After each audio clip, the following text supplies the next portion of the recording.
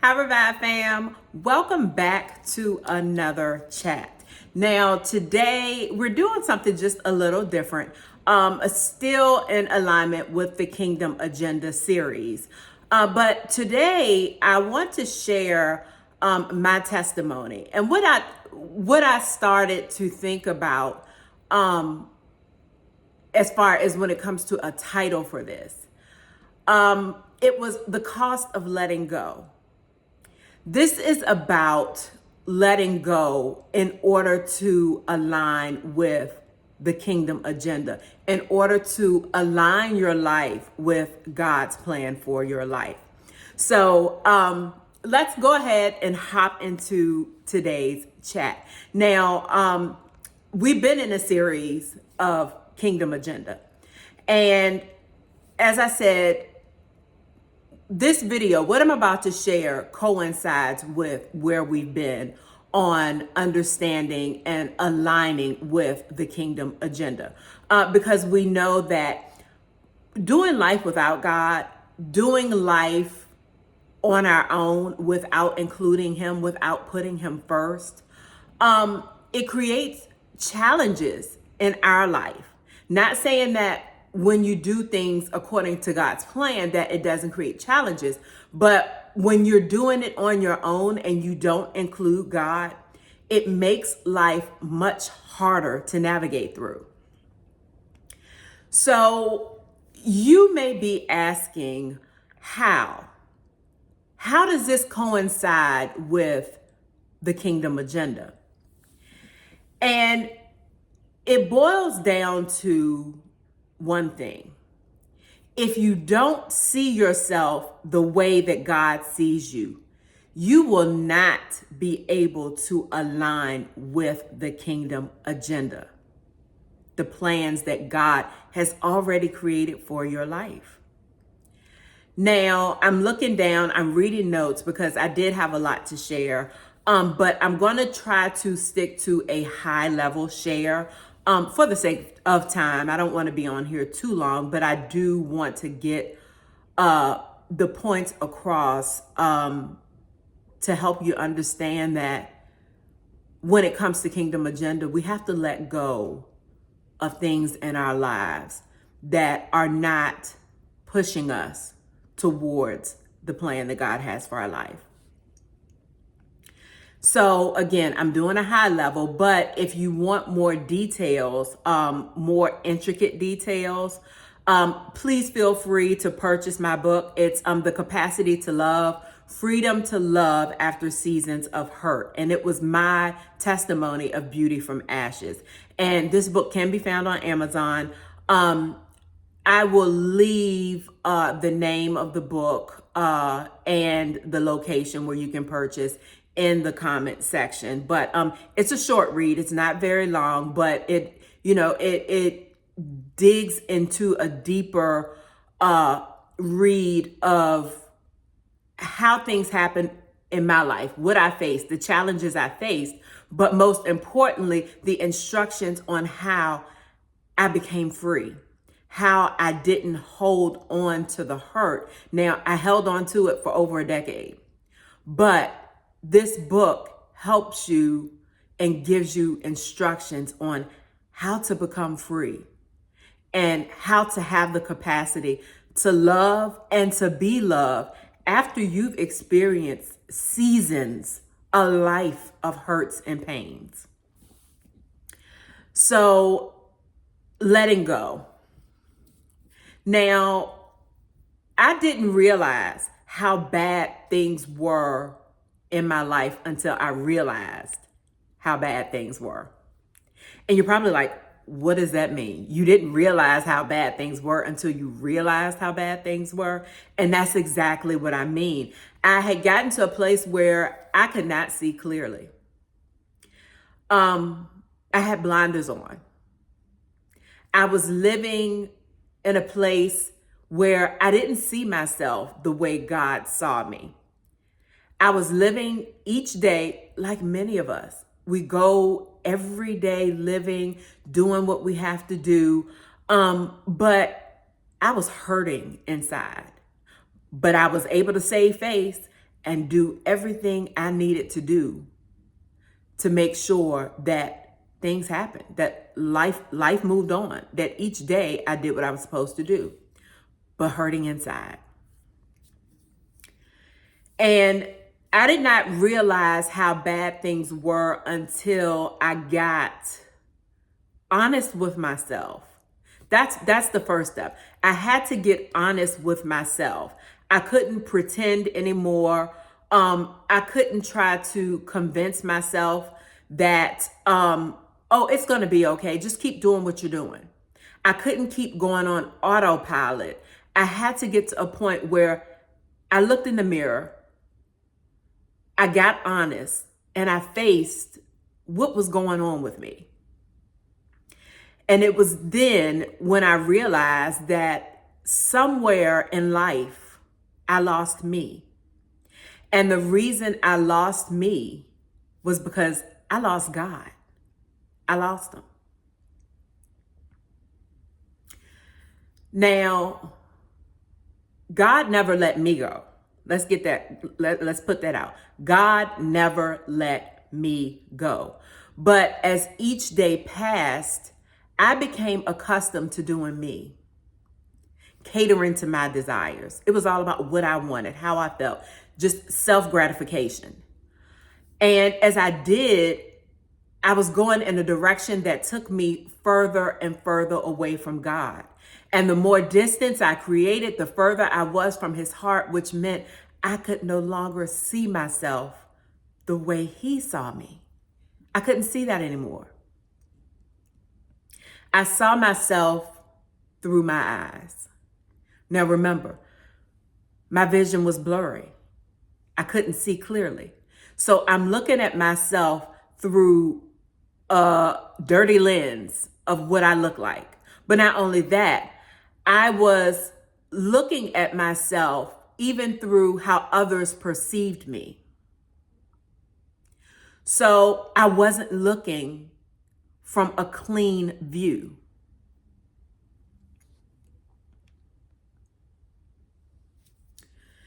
Now, one of my favorite books of the Bible is Hosea. And I'm going to share in this chat a little about the book of Hosea and how it relates to my testimony, my life. But you may find that as I'm sharing this with you, that it also sparks something in you and reminds you of your life. So I'm not going to read the whole chapter of Hosea, but the book of Hosea ultimately it's about restoration and redemption. That's the foundation. That's what this book is about. Restoration, redemption. And it's the story of a man named Hosea and a woman named Gomer. So this is such a beautiful story. Now, when I first read the book of Hosea, I began to see me. Instantly, when I was reading about Gomer, it was just things about her that it resonated with me. Now, I was Gomer as I was reading. I was Gomer, who in this book is also compared to Israel, who at their own choice decided to distance themselves from God. They turned away from God. So here I am reading this book and I'm like, oh my goodness. I'm just like Gomer. I'm just like Israel. I have turned away from God. I have run from God. I have turned my face from God. And I encourage you to go and read the book of Hosea for yourself. It's several chapters, but at least the first maybe three chapters speaks on Hosea and Gomer. So you get a chance, read Hosea, at least the first, I think 3 to 4 chapters about the story of Hosea and Gomer. But to summarize, Hosea was a prophet. And God told him to marry a prostitute. And not just to marry a prostitute, but to build a family with her. Can you imagine that? God telling you to marry someone who in the world may not be accepted or they may be looked at a certain way because of what they do, how they act, where they come from, their family dynamics. It's not something that was heard of. Going to marry a prostitute and then build a family with her. But these were the instructions that God gave to Hosea. So I mentioned earlier that I found myself in Gomer. Now, let me clarify. When I say I found myself in Gomer, it was not from the aspect of giving myself away to men, but it was from the aspect of not seeing myself the way God saw me, which created the distance because of my actions. So because I didn't see myself the way God saw me, I operated in ways that were not pleasing to God. That just when you know your worth, when you know your value, when you know who you are and you see yourself the way God sees you, some things you're not going to do. So when we talk about Gomer, the Bible does not tell us how or why Gomer became a woman out in the streets. There's no clear understanding of what got her to that point. Now, was it a result of childhood trauma? Was it a result of bad relationships? We don't know. The story just opens with Gomer's a prostitute. That's how it's given. So we just find her in that space. She's already labeled. Have you ever found yourself in a position and you just find yourself there? You're like, how did I get here? You can't recall the details, but one day you look up and you're there. And you're like, I don't even know how I got here, but I'm here.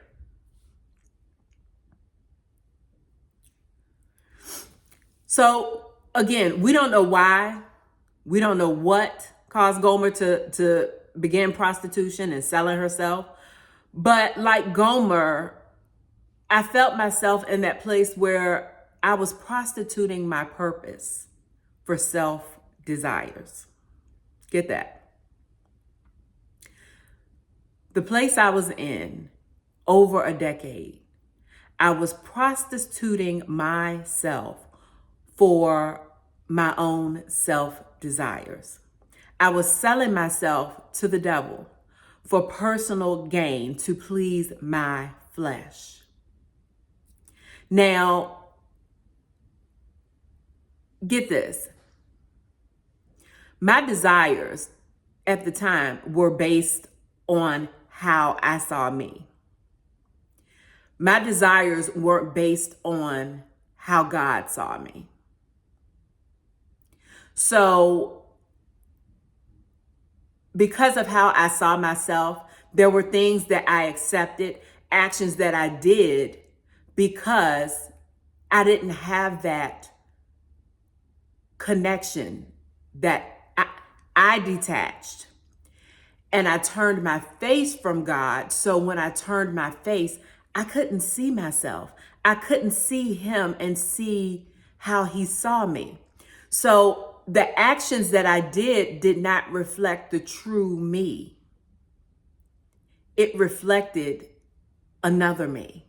It didn't reflect how God created me, who he created me to be. It was kind of like, how the world talks about alter ego. It was like an alter ego. It wasn't the real representative of who God made me. So that's the life I was living. I was living based on how I saw myself, how others saw me. So no matter what I did to fulfill a desire, it was only a temporary fix because I was not addressing the real me. I was addressing the other me.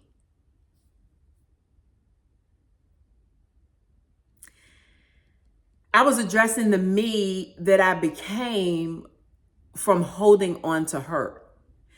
How many of you know hurt will change you? And when you hold on to it and don't forgive and don't let go, it can eat away at you slowly and you don't even realize it. Think about what we just said. It's like you don't know the details, but you end up there in that place. And that's where I found myself. It's like, okay, I'm here in this place. I knew I held on to the hurt, but I could not track each step that it took me to get to where I was. The place of being the unhealed me. So with the temporary fixes, they would work. But then I would get to a point where it was like, no, I need something else. No, I need something else. So I would jump from one thing to the next thing and then the next thing. And that led me down a 16-year cycle of living on my agenda. And I said 16 years. How did I get there? How did this happen? That's over a decade. But I was living according to my agenda, according to the hurt me, the me that did not let go. So we talk about, or we've spoken about being honest with yourself and facing the things that happen to you in your life. You know, I felt that I had to get to a point where I got still and I had to look at me in the mirror and say, what are you doing? What has happened to you for you to get to this place where you don't even recognize yourself? And I didn't even recognize who I was. It was literally like I was operating on autopilot. I knew I had to get things done. I did it, but there was no sense of purpose. It's like I was just taking up space. So becoming honest with myself and the beginning of addressing the issues. When did it all start? So it wasn't always this way. I had a great childhood. Both of my parents were childhood sweethearts. They got married and had me, had my sister, and, you know, they were happily married. And I will say this, if I had to look at a marriage and say, hey, I want my marriage to be like that, it would be my parents' marriage. Because their marriage was founded on God. Now, early in their years, you know, I would talk to my parents about, you know, marriage. You know, when you're younger, sometimes it doesn't start out that way, but they got to a point when they were in their 20s, early 20s, where they decided that they had to surrender to God. And that was the best decision they could have made, because it allowed us to see how godly marriage really is. Again, not saying that you don't face challenges and difficulties in marriage, but when God is your foundation, when you've even surrendered your marriage to God, it hits different. Because even in the times of challenges, you're not going to be quick to walk out the door or leave. You're going to go to God. It may be go to God together, or it may be go to God individually and then come back together and say, okay, this is what we have to do. But when you have that foundation, it creates a marriage after God's own heart. What God desires marriage to be. Two individuals fulfilling his purpose. So that's how I grew up. And life was good. As a child, I couldn't recall any trauma, any tragedies, anything that would just turn my world upside down. However, in 2003, December 2003, that was the first time And that's what I identified. I identified when my heart was shattered. That was the first time that I experienced hurt that shattered my heart, that broke my heart. It was like my heart was ripped out from this experience. And in December 2003 is when my dad passed. Now, I will tell you, my dad, he was a great man of God. He didn't just walk the walk, but he talked the talk. Outside and inside. When you saw him, whatever he told you or whatever he did outside of the home is what he did inside of the home, him and my mom. There was no Dr. Jekyll and Mr. Hyde. There was no two sides where, okay, out in the world, you're preaching the gospel and then at home, you're doing another thing. It wasn't like that. When they surrendered their lives to Christ, that's what they did. And they made sure that my sister and I walked that same path. Now, of course, as children and even as you get older, you're going to make decisions. However, they made sure that we had that foundation so that we knew who to call on. We knew where to go. And we were covered by God, even in times where, as we got older, we may have been out there living on our own agenda. So 2003, I was mad at God. I blamed God for taking my dad. And, it was just, like I said, I felt like my heart had been ripped out. And it was kind of like the point of, what am I going to do now? What's the point of being here? That's how bad it was. I just felt lost. I felt like I was just wandering and life it didn't make sense anymore. I didn't feel protected. I felt like I was left to fend for myself because he was no longer there. And we know that when it comes to the order, it's God first, he's the head, then the father, then the mother, and then the children.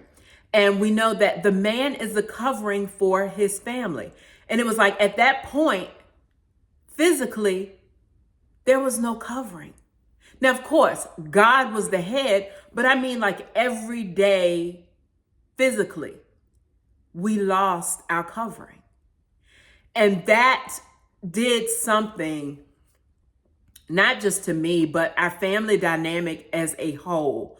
What was once just this beautiful life turned into it was like a whirlwind, chaos.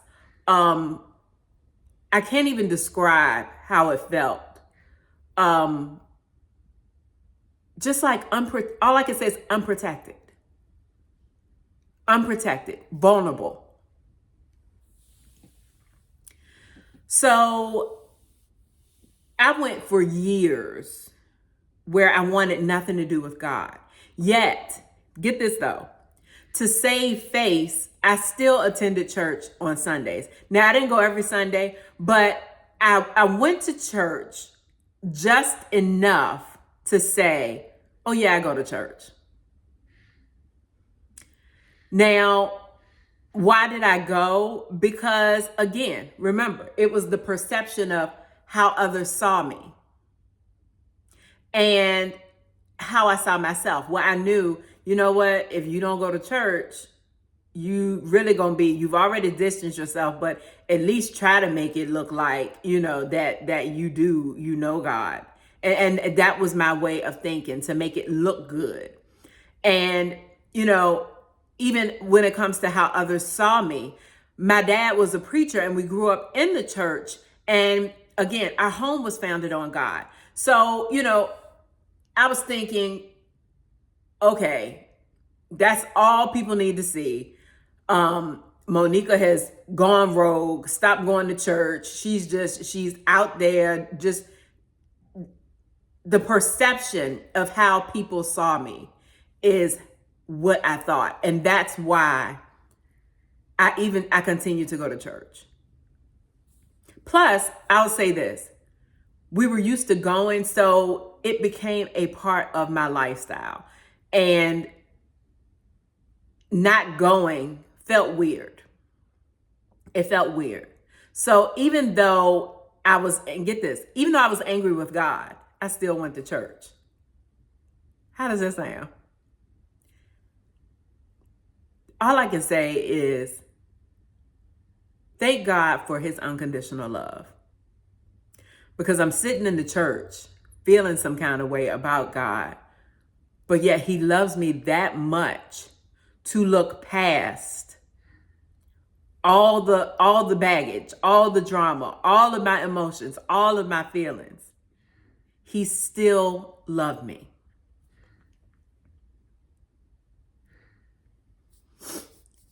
So while I showed up to church on Sundays, I will tell you, my heart was far from God. I was sitting in the seat, but my heart was somewhere else because I was still holding on to the hurt from my dad passing and blaming God for it. And it became a point where going to church was just a formality. It was like going to the store or going to work. It was just like, you know what, let me just go. But my heart wasn't in it.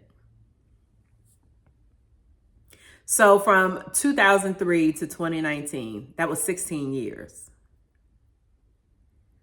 I detached myself from God. And I would say 2003 to maybe 2017, because around maybe 2016, 2017 is when I started getting that conviction and I knew I had to change. So, I detached myself from God over a decade. And again, when you hear me say I detached myself from God, understand this.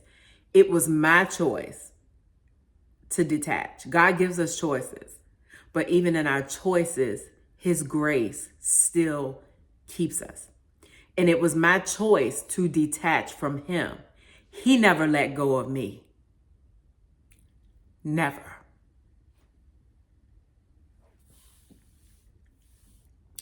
So my dad passing was the first traumatic situation that rocked my entire world and broke my heart into so many pieces.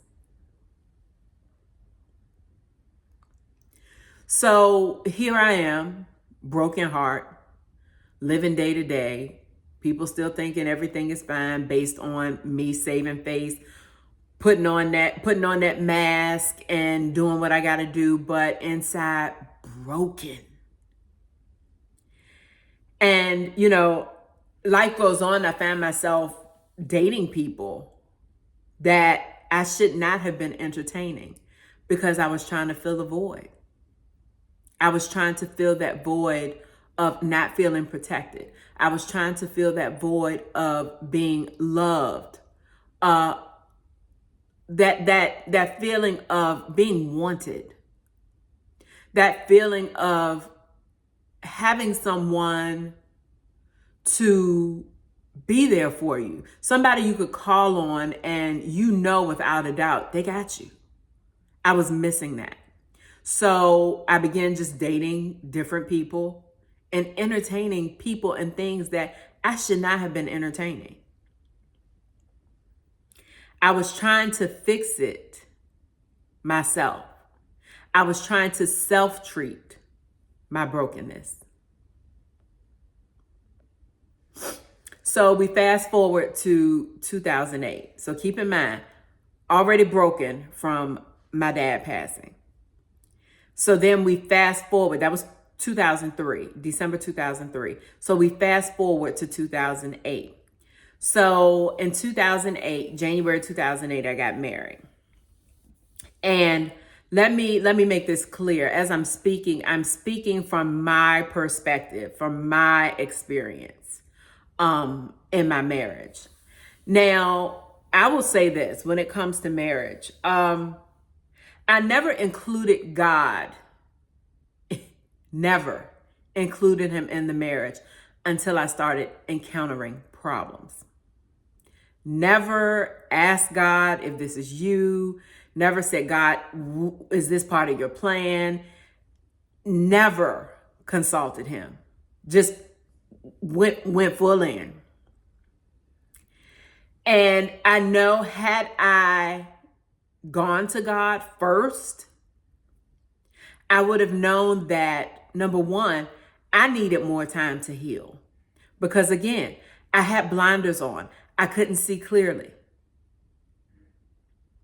But I needed that time to heal from the trauma of my dad passing. I needed to allow God time to mend my heart back together, but I didn't. Now, I will say this. The healed me now can say, I was not where God wanted me to be. And I will be honest with you. When it came to my marriage, I wasn't where God wanted me to be. That was not a part of his plan. But again, we talk about choices. God gives us free will to make choices. And that was something that I chose. But in that choice, God's grace covered me. And I was blessed with 2 amazing children. So there was still something beautiful that happened from the marriage, even though it wasn't the place I was supposed to be. God still showed his grace and his mercy. And he never let me go, even when I let go. So here I am married, 2008. At some point around 2016, 2017, I began to feel convicted about blaming God for my dad passing and being upset with God. There was something inside me that was like, God didn't do that. I know we say, when someone passed, God took them away. God doesn't. When it comes to death, someone passing, it's the person's will. What is their desire? And the situation with my dad, I can say I was at a place of being selfish, that I wanted him here. I wanted him here on earth because I felt that's where you need to be, Dad. You got to fight so you can stay here. But the healed me can look back and see he had been through 2 strokes, several heart attacks. And the last stroke that he went through paralyzed him on one side. He had to go through rehab, and he never bounced back to who he was, even mentally. He had to stop driving. My dad was active. My dad was always going. And going from a place where you're always going to a place where you can't do anything for yourself. You can't even feed yourself. I had to realize that my dad did not want to live his life that way. And when it comes to a person going to be with the Lord, it's ultimately their choice. You can pray as many prayers as you want to, but the ultimate choice is between them and God. And I had to get to that place where I understood, God, it wasn't about me. It was about my dad and God. It had nothing to do with me. So I learned to remove the selfishness and think about my dad. Think about what he wanted. And I will say this, as I look back over his life, he lived for Christ. That man impacted so many lives. And I'm like, God, when I look now, I'm like, I'm sure he did everything and was probably on fast track with the plan that God had for his life because of the impact he had. So I felt this conviction, right? And I felt this conviction earlier, but I ignored it because I was still in my feelings. I was being stubborn. I was just like, God, I don't want anything to do with you. But I eventually got to a place where I asked God to forgive me for turning on him. Forgive me for blaming him. Forgive me for being angry with him. And that was the beginning of letting go. I had to let go of the hurt that was preventing me from moving forward and experiencing the plans that God had for my life. So once I let go, I slowly began to build a relationship with God, but it wasn't an intentional relationship. It was kind of like I fit God in when it was convenient for me. He wasn't first priority in my life. So let's go back to marriage. 10 years of marriage, which ended in divorce, right? Now, before we continue, I just want a side note. And I know everyone has different opinions when it comes to divorce and how you should treat divorce when it comes to, you being a Christian. And let me say this. This is just my opinion, and what I'm sharing is my experience. I do not condone divorce.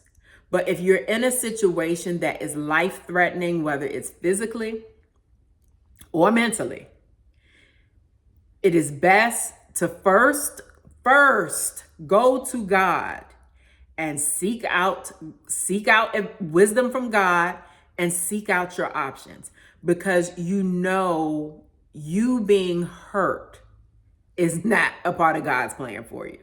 That's not a part of his plan. So divorce was a hard pill to swallow. If you're a person who has gone through a divorce, you will know it's like a death. It's like a severing, and it's like how if you've had a Band-Aid on for a long time and you're trying to pull the Band-Aid off, but it's stuck to your leg because it's been on for so long, or it's stuck to your arm, and you're trying to pull it off, and as you're pulling off, it hurts so bad, but it's coming off, you're being freed from it, but in the process, it's painful. That's how divorce is. And when it came to divorce, it wasn't an overnight thing for me. It wasn't an overnight decision.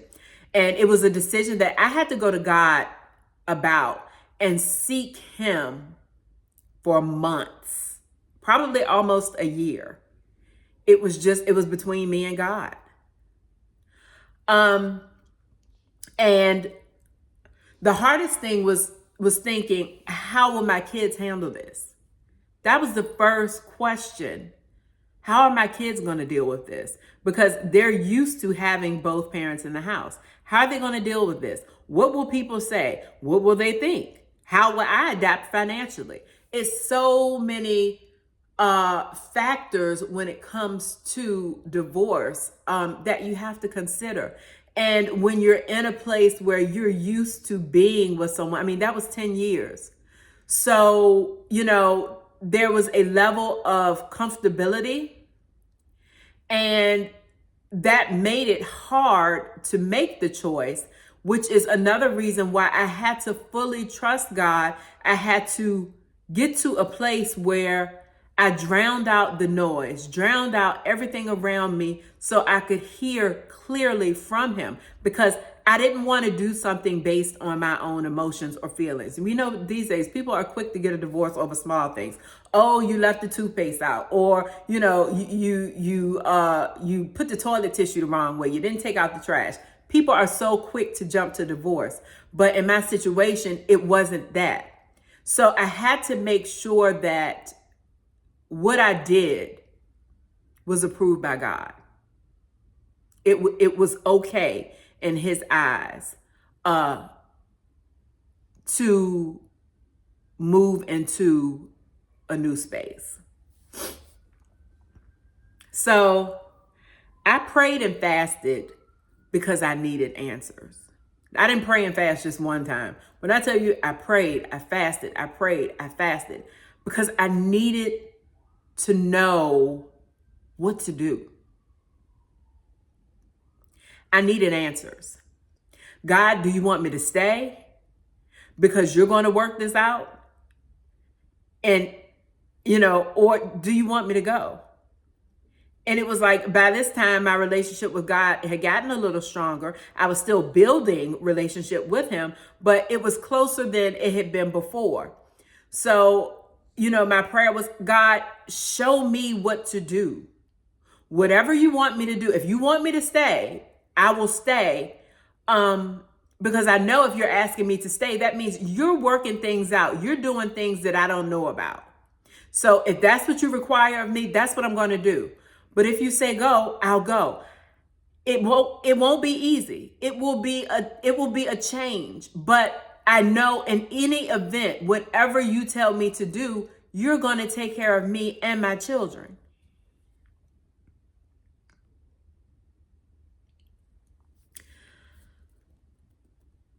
First Corinthians 10 and 13, the New International Version says, no temptation has overtaken you except what is common to mankind. And God is faithful. He will not let you be tempted beyond what you can bear. But when you are tempted, he will also provide a way out so that you can endure it. So if you're looking in the New International Version, there's a connotation by the word tempted. And its connotation is the word test, T-E-S-T. So if we interject the word test and replace it with the word temptation, that scripture will read, no test has overtaken you except what is common to mankind. And God is faithful. He will not let you be tested beyond what you can bear. But when you are tested, he will also provide a way out so that you can endure it. Let me tell you, in my situation, God made a way of escape. I know people are like, well, he's not in my situation. Again, I'm sharing my experience and what the journey God took me through. He made a way of escape. And at that moment, I knew what I had to do. I had been praying. I had been fasting. Mind you, when this way of escape happened, it was day 2 of the Daniel fast. It was early January, or mid-January. So it was day 2 of the Daniel fast. And I'm like, God, you have to show up. You got to show me. I need to know what I need to do, because I know this is not what you have for me. So show me, am I staying and you're working on this marriage, or am I going? When he made the way of escape, I knew right then, okay, God, that's the answer. That's the answer. So as I was going through the process of separation, I started asking myself, how did it get to this point? Remember we talked earlier in the chat how when it comes to Gomer, we don't know how. It's like she just got there. And we talk about sometimes life can happen and we go every day living. But when we get to a certain point, it's like, but how did I get here? We know that there are 365 days a year. We know that, each day you're going through life, but it's like, okay, but how did I get here? It wasn't supposed to be like this. So when it came to divorce, Um, People can be critical, and people may not understand. And I'm speaking solely on when you've gone to God to ask Him how to navigate when it comes to the decision of divorce. I'm not talking about if you just decide on your, oh, I'm divorcing. I don't like what he did, or I don't like what she did, or I'm not talking about that. I'm talking about you've gone to God, you've sat for months, almost a year, and you're like, God, okay, you have to show me what to do. So people can be very critical. And you can start hearing other people's opinions and beliefs about divorce. I can remember someone saying, well, you're never supposed to divorce once you're married. And, hearing that in the place I was in, you can start feeling like, number one, you're labeled, or she's divorced. And you can also begin to feel a sense of shame, because it's like you feel like you've done something that is like unforgivable, or, it's like, what in the world? You didn't stay in it and work it out. But reality is, in certain situations, God doesn't want certain things for you. I'll just leave it at that. And in the process, I did begin to feel shame based on other people's beliefs and opinions. However, I still know what God told me. I know the way of escape that God gave me to get into a better position.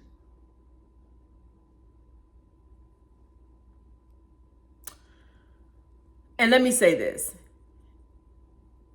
When things are pulling you away from God and you see that you're getting further and further and further in the pit, and it's like there's no way out, and you know if you stay, you will not fulfill the plan God has for your life.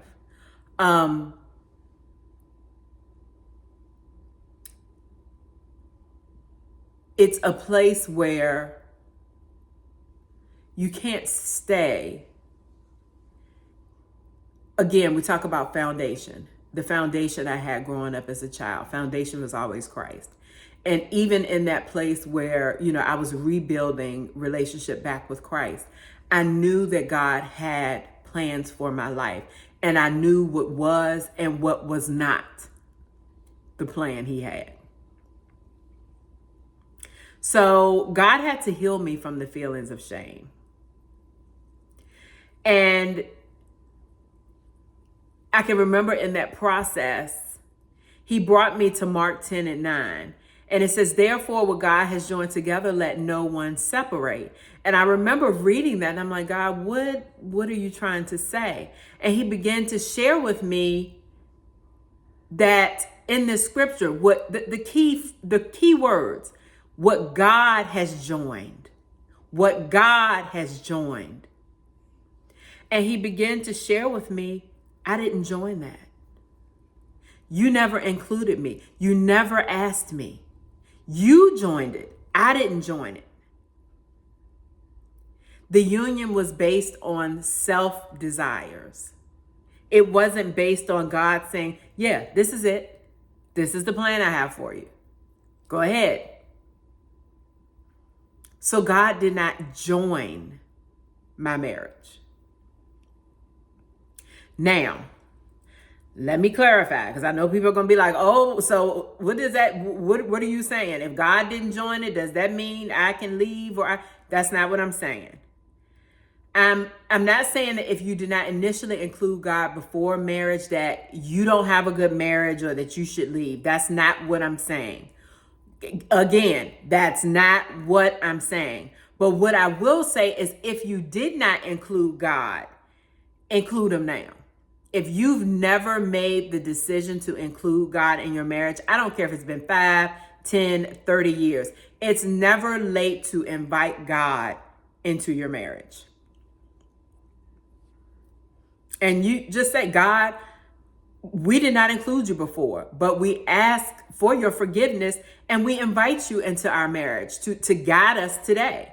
And God will. I truly believe once you invite him in, even though you may not have consulted him before, when you invite God into a situation, that's what he wants. Because then he's going to show you what to do. He's going to show you how to navigate.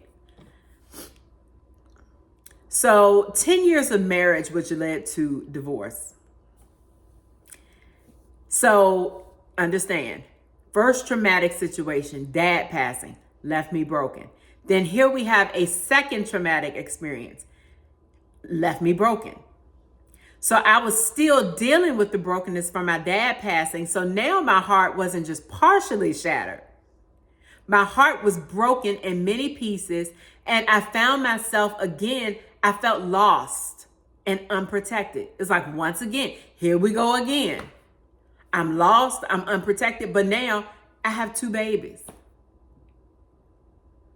So even though I felt that way, I saw my kids.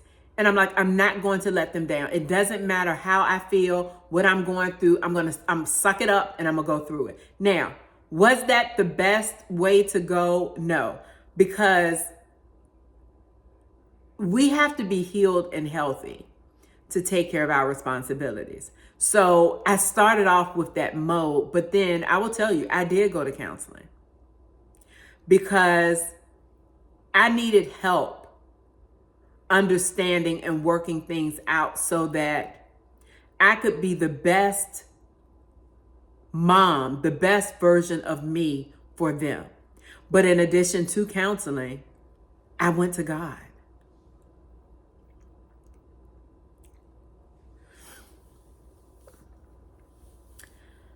I found myself back at that place of longing to feel whole again, longing to be loved, longing to feel protected.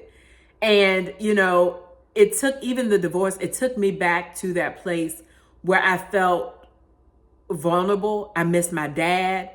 And I was looking for that feeling that I had when he was here. He was a true example of God's heart for his wife and his girls. And that's what I was looking for. I was like, I need to feel that unconditional love. And the thing is, the very thing that I was looking for is what I was running from. And I found myself after the divorce, slowly again, running from God. So I found myself in situations and relationships where, again, I had no business in.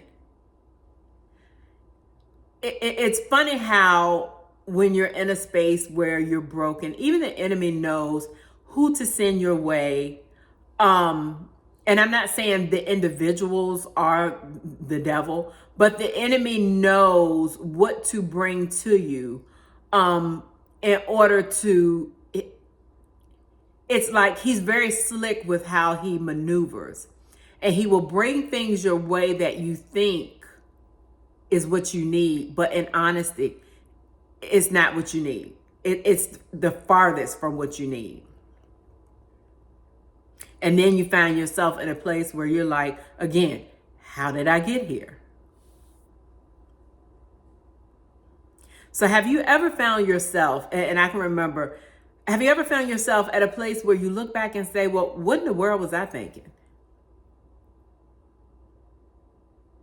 And that's the thing. When you have not allowed yourself to heal, you leave yourself open and vulnerable to things that can negatively impact your life.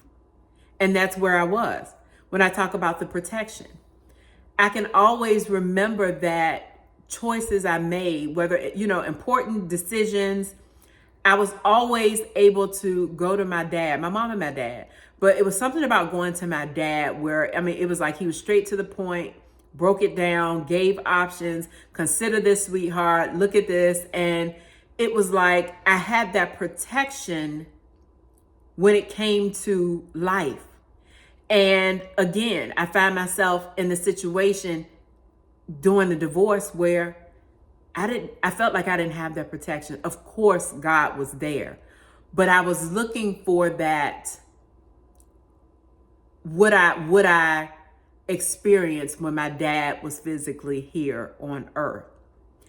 Not fully understanding that what I needed and more would be found when I surrendered to God.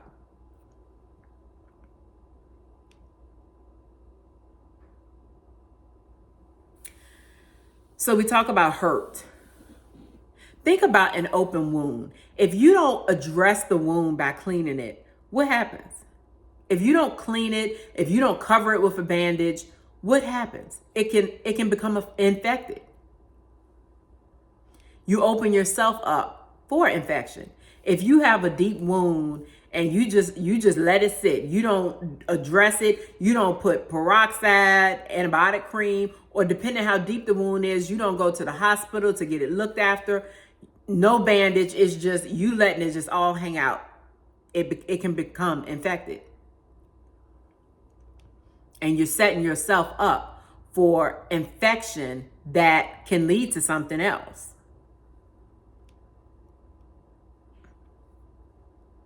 You have to address the wounds to heal, to avoid infection, because infection, untreated, can be fatal.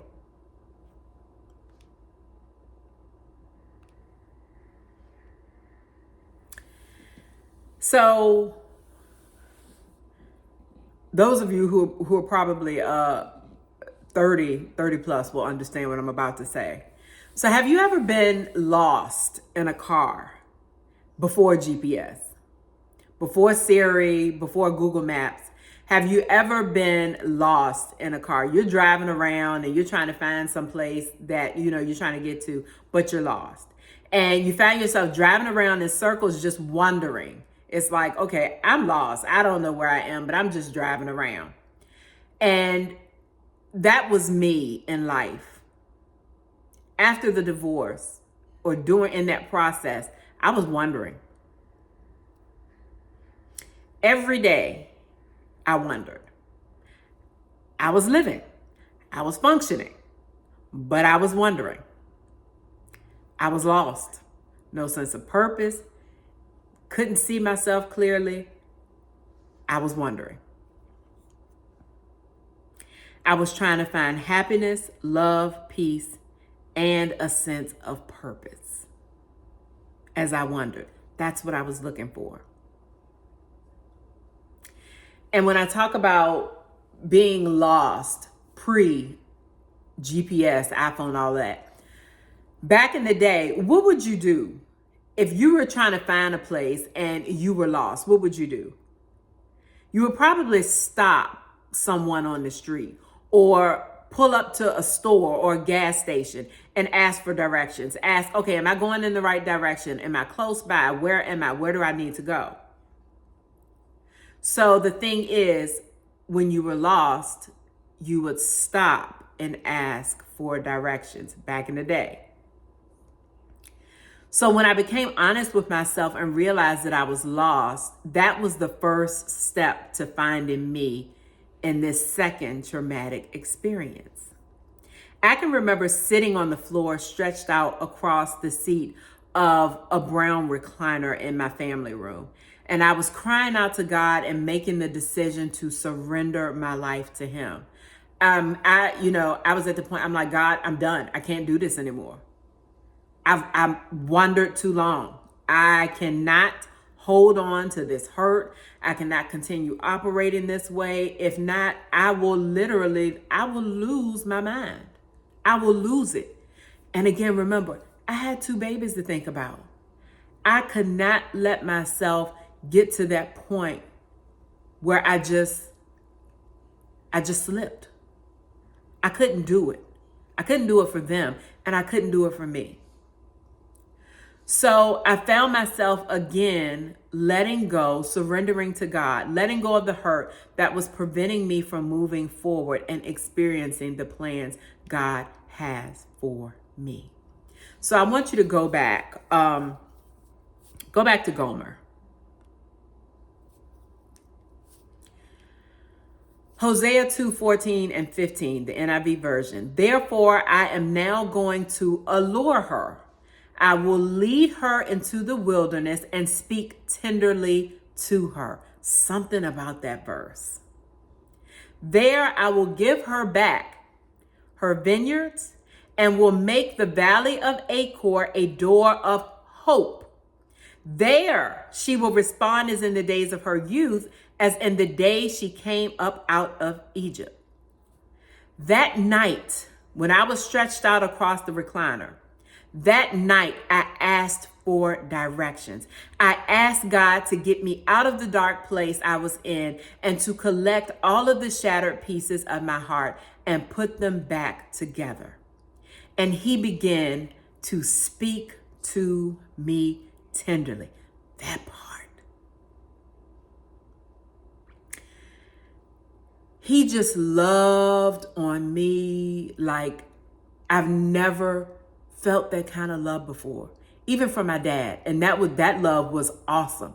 But this time, the love that God gave me as I surrendered, I could feel him wrapping his arms around me. It was like I was a little girl laying in his arms, and he just wrapped his arms around me, and I sat there probably for like an hour, sobbing, crying, just allowing him to love on me.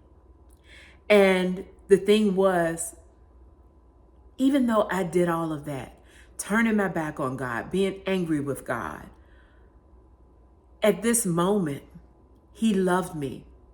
And he didn't come to me from a place of anger or judgment, but it was from a place of unconditional love. It was the Father's love.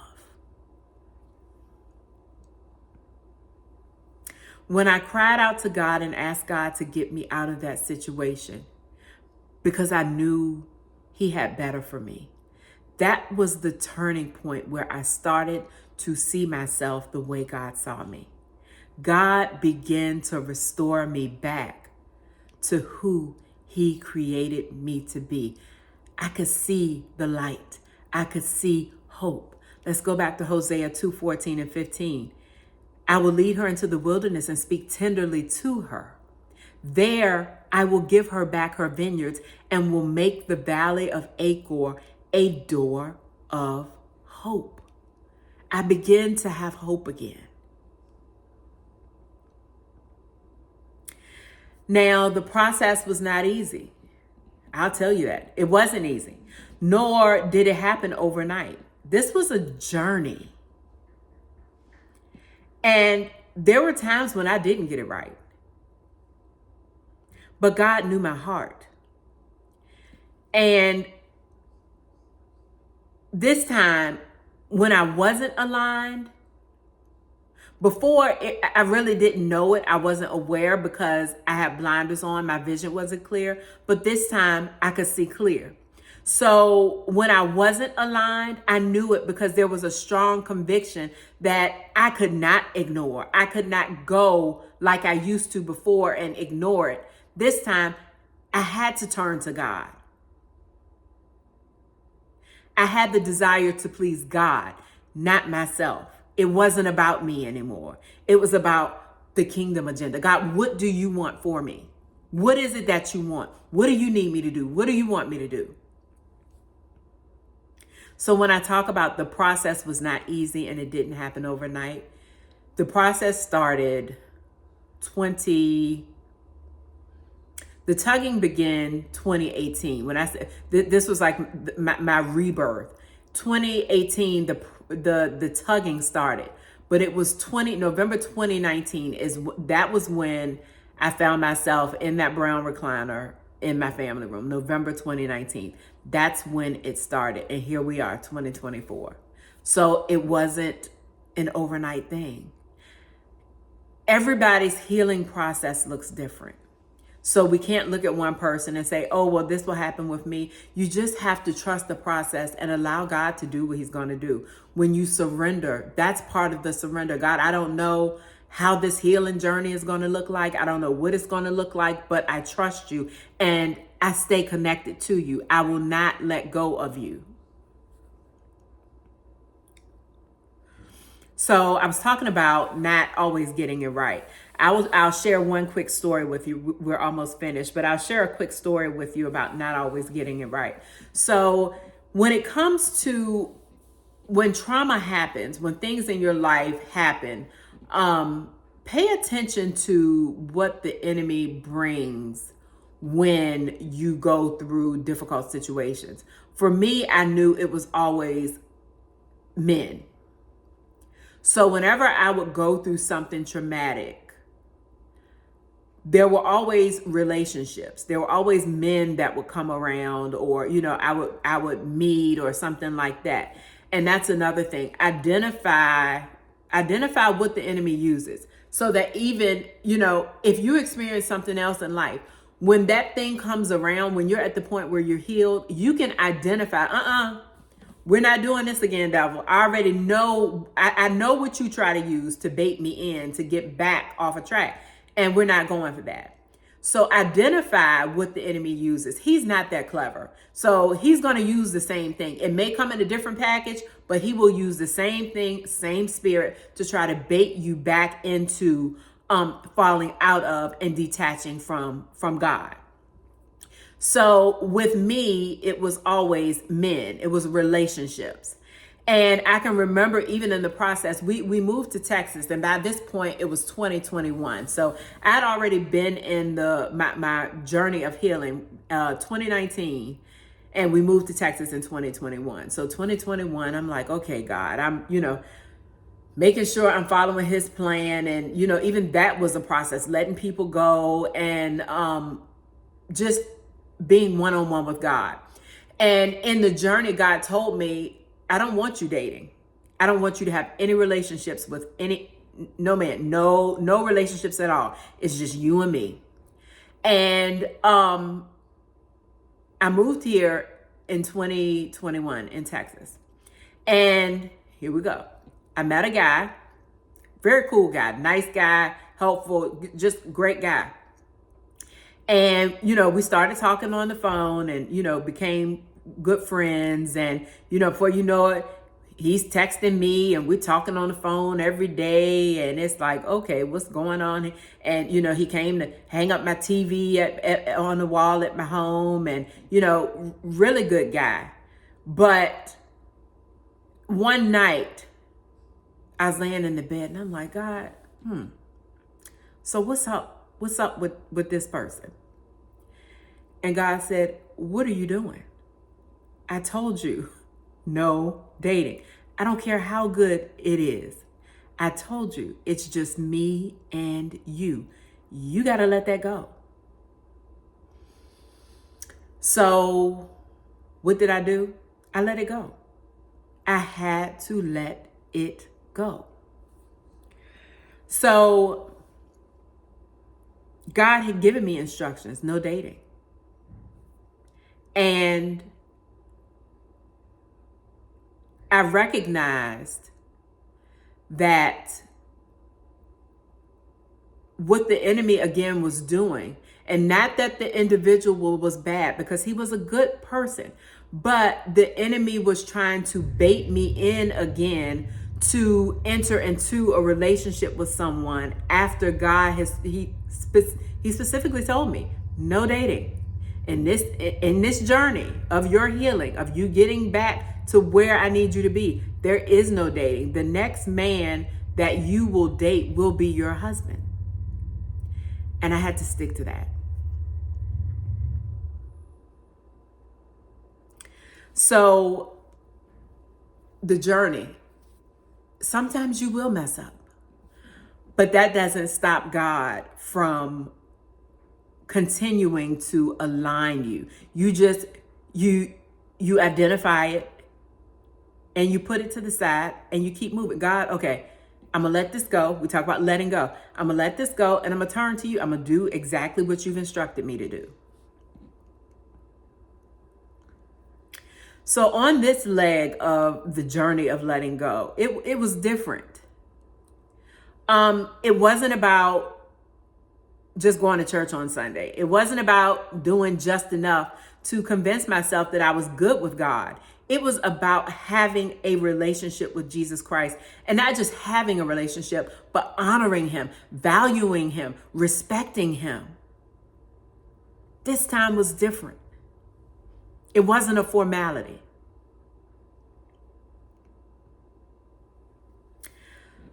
So I want you to think about this, and we are almost done. Gomer was married to Hosea, and they had several children. Hosea, get this, he knew his wife was out there. And through all of the hurt and pain that Gomer inflicted on him and their children, God saw Gomer not as she saw herself.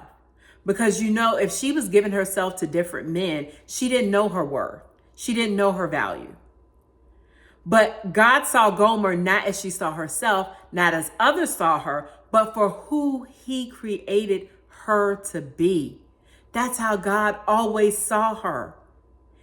Even amidst her actions, her the prostitution, the jumping from bed to bed, man to man, God didn't see her in that way. Hosea 3:1 says, "The Lord said to me, go, show your love to your wife again, though she is loved by another man and is an adulteress." So God is talking to Hosea. Go show your love to your wife again. So you married her. She done been out there doing her thing, but I want you to go get her. Go and show your love to her. Love her as the Lord loves the Israelites, though they turn to other gods. So we know the story about Hosea and Gomer is it's simultaneous to the relationship between God and the Israelites. So we know the Israelites turned their face from God. Gomer turned her face from Hosea, her husband. So even in the turning away from and the disappointment, God told Hosea, you need to go and love her again. I don't care what she did. I don't care. We already know what she has going on, but I want you to go and love her again. Now, I found myself in a place where I turned to other things and to relationships, trying to fill the voids and empty spaces in my heart. And I fell into a mode where I just accepted things as they were. Kind of like Gomer. She just accepted. She accepted, all right, this is what I do. And, even in accepting, I attempted to repair my broken heart by indulging in things that only gave me temporary fulfillment. So when you think about, we're talking about quick fixes, you jump from one thing to the next thing to the next thing. Think about Gomer in that situation. She was jumping from man to man to man to man because there was something inside of her that was void.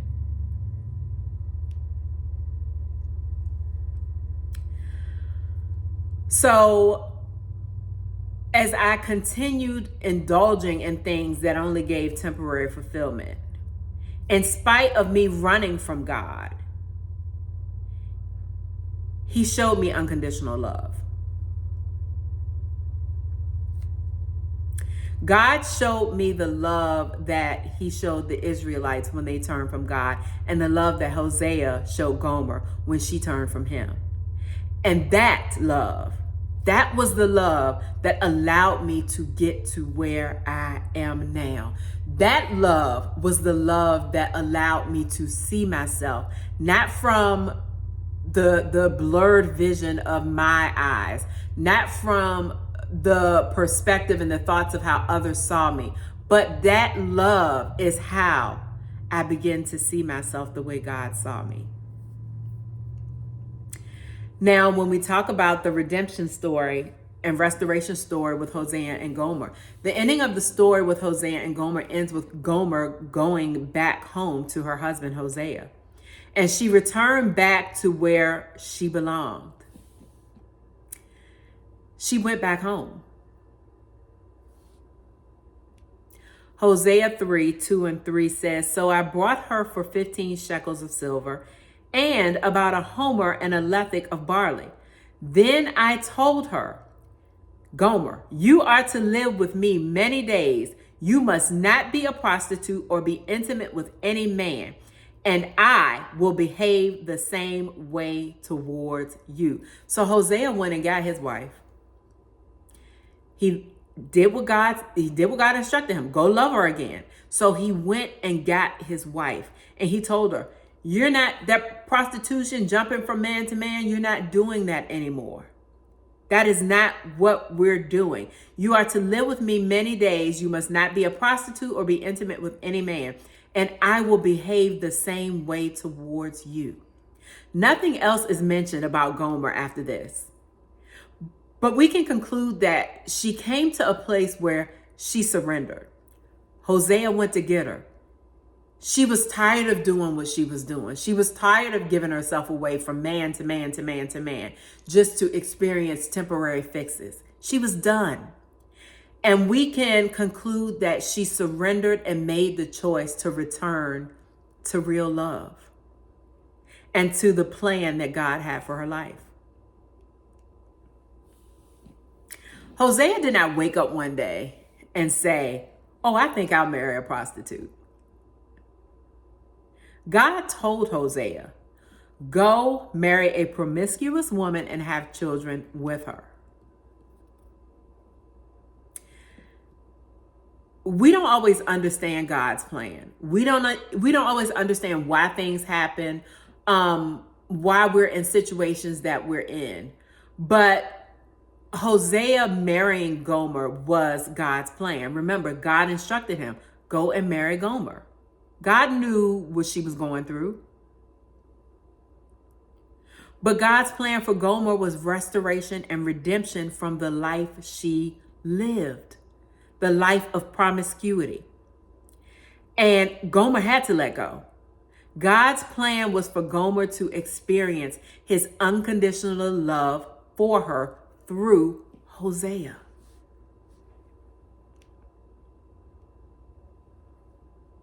When I could not see myself the way God saw me, I lived every day on my agenda because I didn't know my purpose. But when I fully saw myself the way he saw me, that is when I began living according to the kingdom agenda. That's when. It was when I saw myself through his eyes, when I surrendered, when I turned back to my creator, my father, the one who created me, the one who loved me unconditionally. When I turned to him, that's when I began to see myself the way he saw me. Now, living according to the kingdom agenda does not mean that everything will be smooth sailing and that you will not have difficulties. It means that you understand that no matter what happens, you run to God as opposed to running from him.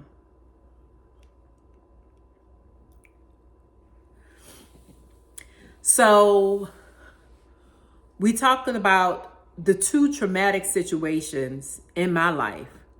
But here's the thing.